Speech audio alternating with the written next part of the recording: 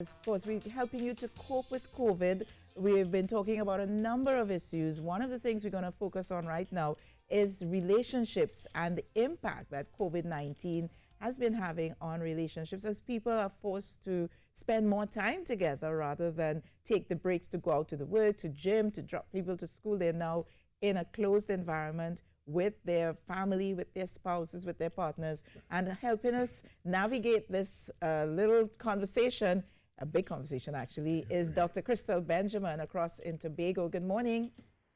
Hi, good morning, Trinidad and Tobago. Good morning, Lisa, and thank you for having me to have this conversation.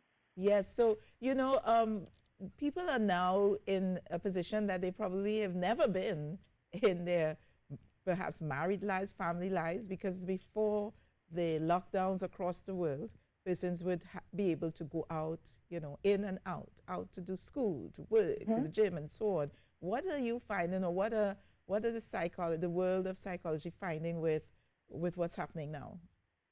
Yes, exactly. So you highlighted some of the new normal things that we're dealing with. We're not spending as much time outside as we used to. And there's also this level of uncertainty financially. What are we going to do? Are we going to lose our jobs? So there's a new added layer of stress as a result of COVID-19. And when we shine a light on China, we're noticing that in some areas or regions in China, there's an increase in divorce requests. There's also an increase in domestic violence reports. So we're seeing where this illness is affecting us physically, but it's also affecting us emotionally, relationally, socially. Yes. So, it's a holistic thing. It's really affecting the human on so many different levels.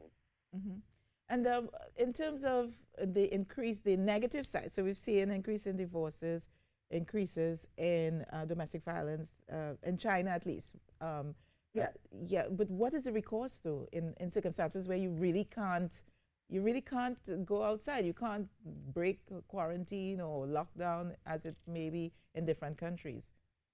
Yes, exactly. So what do we do? How can we support these persons? One of the first things I would say is to limit your consumption of social media and media. Because if you're constantly consuming the information as it comes, you can get even more stress. And then if you're in a state where you're not thinking logically, then that could definitely affect the household or family life. So I'm glad you said that, because let me jump in there, because I was wondering if you were suggesting that is it the information, the emotional response to what you are seeing on social media that's causing the friction, the situation to be volatile, or is it that persons themselves not being able to be so comfortable in such a confined space with each other for such a long time? Which one is it, or is it a combination of both? Great question. I think it's a combination of everything, because when we look at it, different people respond to different things differently. And so social media, for sure, definitely can impact our mental health or emotional health.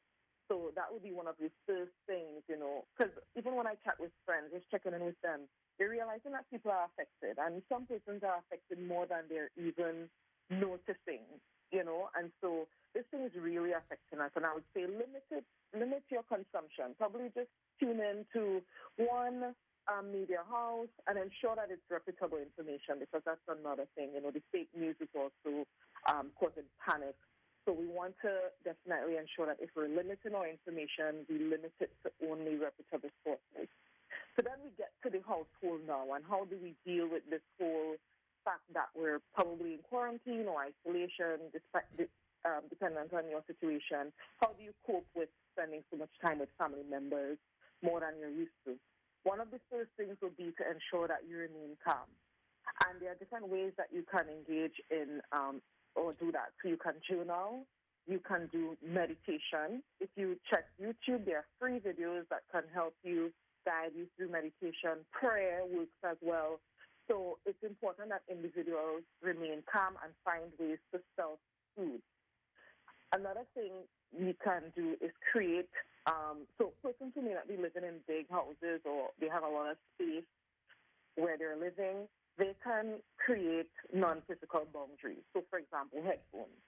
If you need to work from home and you're very close to or in a close space with someone, then you can probably use some headphones to create that space as if you're in your own little zone. Structure is very important. We need structure.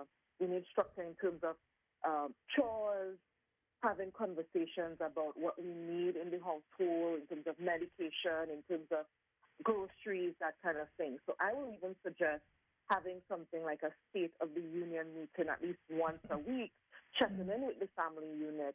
What do we need? How we are coping? Are you aware of the current state of the COVID-19 situation because it changes so quickly? So you have that meeting, that dedicated time where everyone is brought up to speed, even the littlest child, to ensure that we're all on the same page as a unit together. Yeah.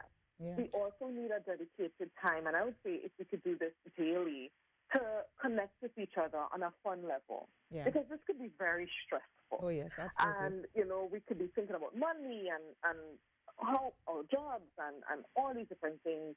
So having that time to connect with each other. So game night, maybe Uno or any other game that you can find that you can just put the devices down, connect with each other, laugh with each other, because we're hoping that when this ends, we still have each other. We still can, rely on each other and receive that support from each other. Doctor, I just want to jump in there. You said something earlier about, we've seen an increase in the level of divorces and an increasing level of domestic violence in China, at least, where they have those records. But I know stress does cause a lot of psychological effects, but do you think that, of course, this would point to bigger underlying issues beyond just being in the same space with your spouse or in significant other? Because I find that things like divorce and domestic violence are extremes, and I don't.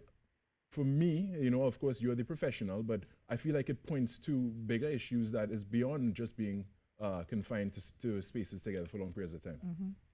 That's an excellent question, Terry.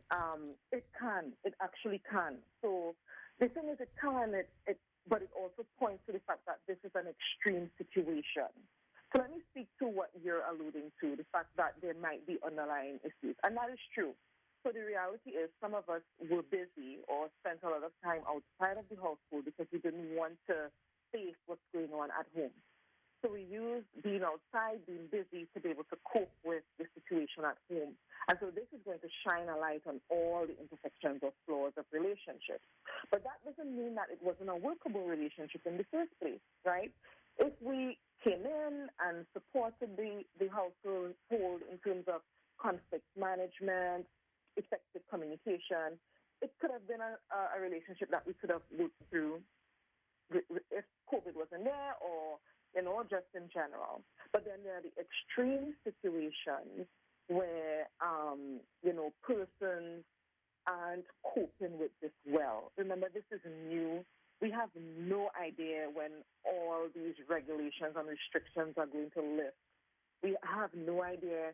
Scientists, they're trying their best to keep up with the information, but we haven't seen anything like this in a long time. Yeah, and so we're going to have to, and of course it's going to be a situation where we don't know, when we have to work it through on a day-by-day basis, and with the help of people like you, Dr. Benjamin, I'm sure that, we'll be just fine. We'll be fine. It's going to be tough, but at the end of the day, there is always a silver lining at the end, always. So we're going to have you back with us again, and perhaps next week, Dr. Benjamin, but we really have to stick a pin in it here right now. Thank you for always giving us such excellent advice, Dr. Crystal Benjamin there in Tobago. And, we're going to take in a few messages and come back with our remaining moments here on the Now Morning Show.